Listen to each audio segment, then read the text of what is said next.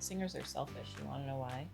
Because when they rehearse, they go, me, me, me, me, me, me, me, me, me, me, me, me, me.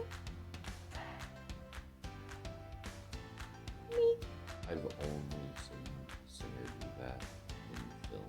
I know, maybe it's not a real thing. Me. No, me, you gotta go. me.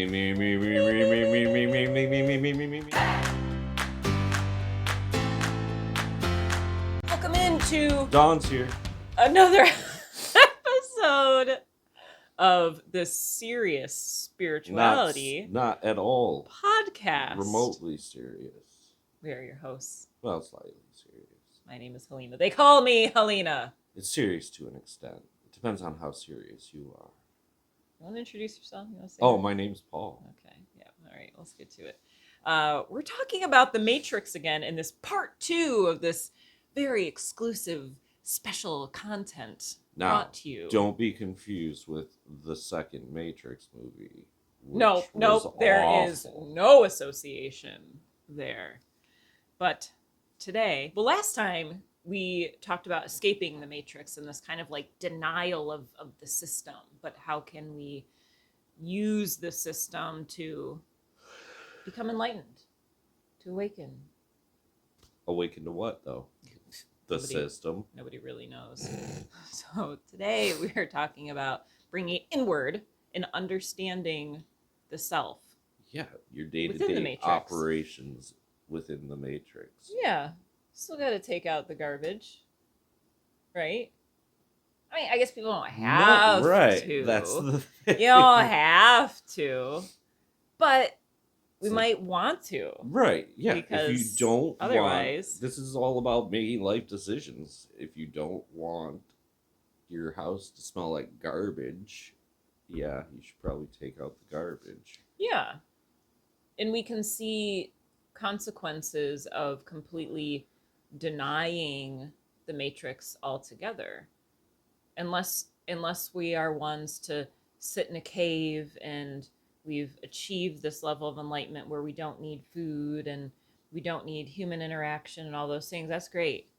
Be blessed. Food's just an addiction, However, like air and water. I think if we live in a house, in a community, there's a certain level of operation we need to be within.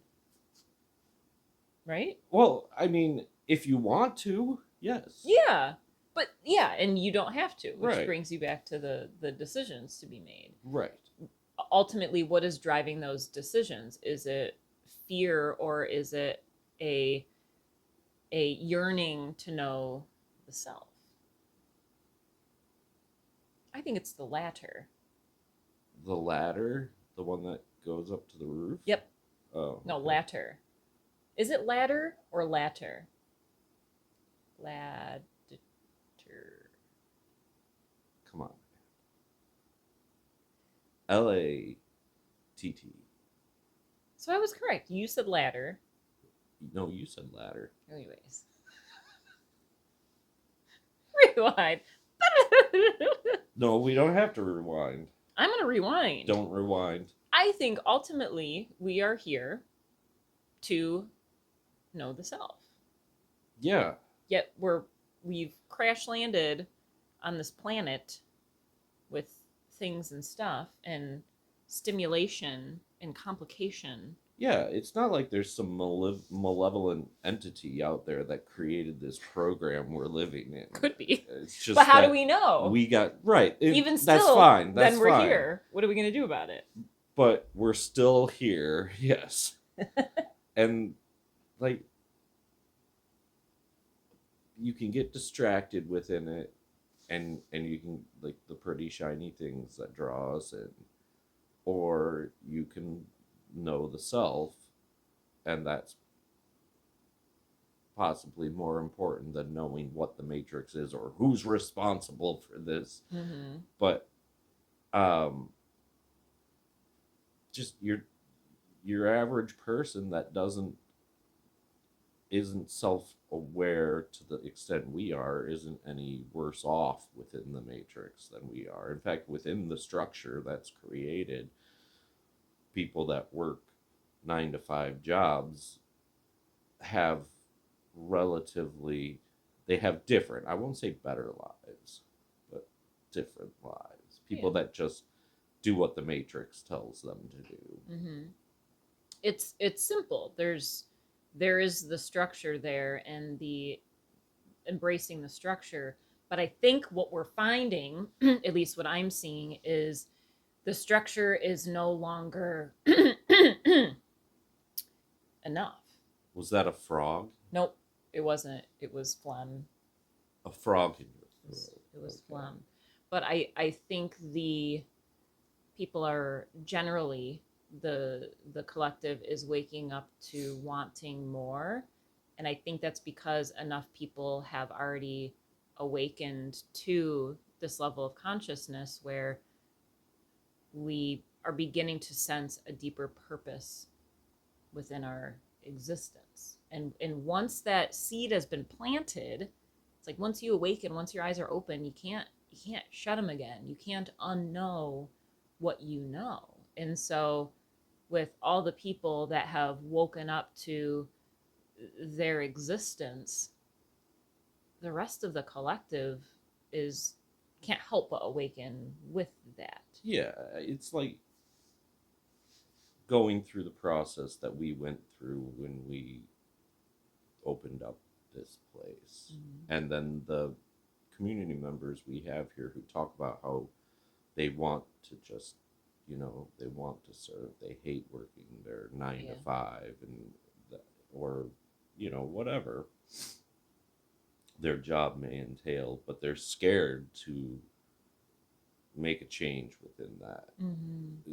You just have to structurally look at where your life is before you make the change. I think that's the important thing, is how does the framework around you exist if you just make decisions, Mm-hmm. or do you need to become more self-aware before moving forward with that?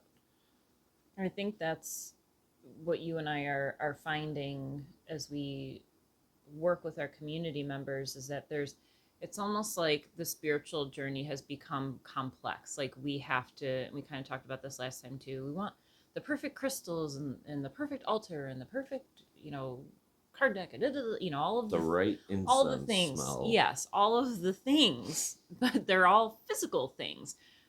Yet, if we have all those things and we're still sick or stressed or confused, why not just try loving the self? If we start there, like I had asked a student, if your pain is gone, like your illness, your pain is out of your body, you're physically well, then what? Right. What are we replacing this negative energy with if we don't know and understand our purpose, or even believe that we have a grand purpose in here? Of course we're going to get sick because the body is trying to wake us up to something more. And I'm seeing some really cool transformations within students where they're in this student in particular, more so recently, has faced some challenges, and they're very beautifully going into those challenges and learning about themselves. And there's this like softening, this humility that's taking place. And if we can get there and not avoid pain, or just take a pill to get rid of this, or take a supplement, or make this big lifestyle change, cool, whatever, do that. But if we don't love the self and we don't understand that there's something really magnificent about our existence here, then why get better? What is the Yeah, point why to would there all of be, this? right? that's that's the problem, is everybody inherently feels like there is not everybody, but a majority of people inherently feel that there is a purpose and reason for their existence, but they never discover it. Yeah. And even if you do discover it, you still question it. Mm-hmm. And that's not abnormal to do. I mean, you want to be doing the best, and that comes down to self focus, self understanding. we spend a lot of our days asking questions, but not to ourselves. Mm-hmm. And that really is where we need to start, because we already have all the answers. It's already all understood within inside of us. A lot of the questions we ask, I think, are, well, why is this part of society this way, or why isn't this person treating me this way? And it's all about the external. But well, why can't I love myself right now, or why do I not feel love for myself right now? Why am I not connected to my purpose? Why is my body sick? Bringing those questions inwards start to open us up to receiving those answers. Right. Like you said, that we have all of that. We have access to all of the information in the universe, but it's not going to be found in the physical world directly. We have to connect inward in order to see the patterns and the synchronicities of the universe through the physical. The only patterns and synchronicities that we're going to find are the ones that we find negative about ourselves on the exterior. It's when you ask a question is like, why is this person treating that person that way and not me? You're placing yourself in a situation where you want to be the person who's being treated, and then that's not you anymore. Mm-hmm. So why don't you just accept how you're treated by others and treat yourself the way you want to be treated? And maybe it's not even to accept how others treat us, but not emphasize that at all, because people are going to treat us based on their own ideas and stories and all of that. And if we take emphasis away from that and put it on ourselves, which I think was kind of where you were directing us with this talk, is emphasizing what is going on within us and working with that. And there's so much within the universe of our own being to play with, to understand. And I see that we distract ourselves by focusing on wanting this external world to be different, but everything is a mirror. So if we're wanting the external world to change and we're trying to we get a new job, we get a new relationship, all these things, but we still feel like shit. Well, that means that it's not something outside that needs to change, it's something inside that needs to change. And that's where we need to start.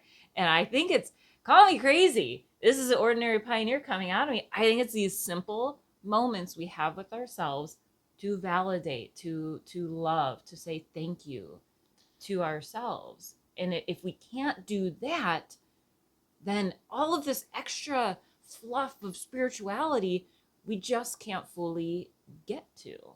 Well, a lot of times there's a lot of people out there that put themselves in a position where they don't have those moments anymore with the self. They don't have moments alone, Mm-hmm.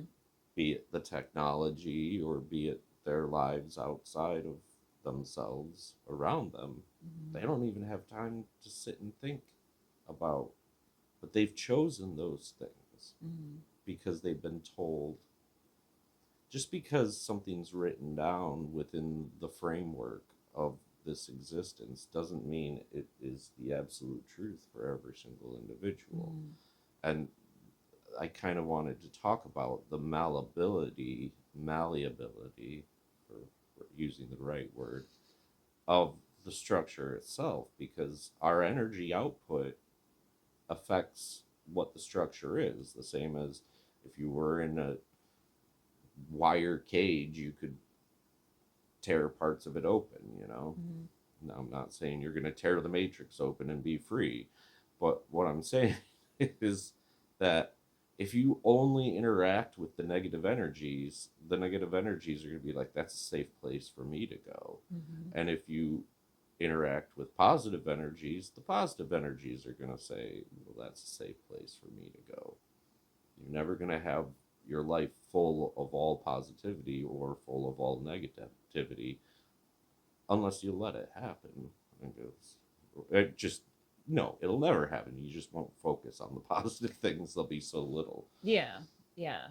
And I think that demonstrates how we get to create within this matrix, that our mind has everything to do with what we manifest. And if we don't have the reins on the mind, and it's just running. I mean, even if we get this alone time with ourselves, the mind might be going 100 miles a minute because that's what we've trained it to do. And so if we can, I don't like to say control the mind, but if we can channel the mind, the energy of this magnificent mind, into creating something positive for ourselves, I mean, so much can be done. And there's all these, like, what's the movie, and I mean, this is like a real study that they've done, but the goats where they can like The men kill who stare at goats. yes, the men that stare at goats. And the this was like a government program where they were stopping the heart of goats being in, like, the person was in a separate room and stopping the heart of a goat in another room. And they were like studying this and practicing this and all this to make it like a military thing, right? Am I understanding correctly? Yeah. Yeah. So if we can do that, what else can we do? And that's stopping a heart. And there's a story in the history of Reiki of a person stopping their own heart just by using the focus of the mind. So if we can do that, what else can we do? We can lift cars. We can literally lift cars if we have the will to do that. Yeah, absolutely. I want to inspect this from another perspective, though. And that is to think about how we think about things. Like, we see the lack of something because we desire something. What if you were born without the signals that link your digestive system to your brain, and never knew that you were ever hungry? Like, you would not seek out food then. But it's as simple as that. The starting of working within this structure is simple as saying you want something and getting up off the couch and going to get it. It's that simple. If you're hungry, you go and you get something to eat. If you desire to create a world for yourself that's more peaceful, then you start creating a world for yourself that's more peaceful. But most people get stuck at that initial action point. And I think a lot of that has to do with we don't know where to start. And there's a lot of information out there, techniques, practices for us to try. Ask yourself. Yeah, I think, and I think that's kind of the big reason behind why we teach the way that we do here, because we want our community to find that understanding themselves, not to have us as these cult leaders of ordinary pioneer. Stop hitting me. To tell people what to do. Like, we've seen the structure of the cult does not work, or even having the guru. You know, I mean, it never worked for anybody but those Christians. It has a purpose, but ultimately we become dependent on somebody else or something else to tell us what to do. And I think we like that because it fits in with the system of the matrix. You know, we go to work, our boss tells us what to do. You know, we don't take same responsibility. Thing that I'm talking about with hunger. If you don't have a care provider, if you were born that way and don't have a care provider, you will not live. Yeah, that's it. But if we take responsibility, or another way of saying it is acknowledge that we have a choice and a huge part in the overall life existence of life, then we can start to use the essence of ourselves to create something really, really beautiful here. But if we don't know that we have that power within us, or we put that power into something else, what we desire is just going to fall off. It's just going to dissolve, because this is a realm of impermanence.